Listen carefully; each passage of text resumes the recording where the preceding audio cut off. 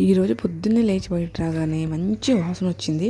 ఏంటి ఆ వాసన ఎక్కడి నుంచి అని చూడగానే మా మల్లె చెట్టు నుంచి మల్లెపూలు మంచి స్మెల్ వచ్చేసాయి.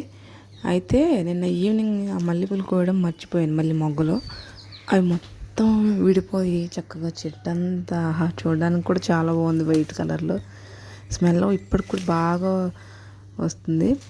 వర్షం పడుతుంది కదా, చక్కగా పూసే చాలా. నా కూతురు అంటదే, అసలు ఎందుకు ఈ మల్లెపూలు ఇంత పెద్ద దండ పెడతా, అసలు నేను పెట్టుకోను స్కూల్కి, ఎందుకు ఇలా చూడు మా ఫ్రెండ్స్ నన్ను చూసి నవ్వుతారని చెప్తుంది. అసలు ఆమెకేం తెలుసు, మా చిన్నప్పుడు మల్లెపూలు కోసం, మల్లెపూలు కాదు పువ్వులు, కనకాంబరాల కోసం రక్తాలు చిందించేవాళ్ళు.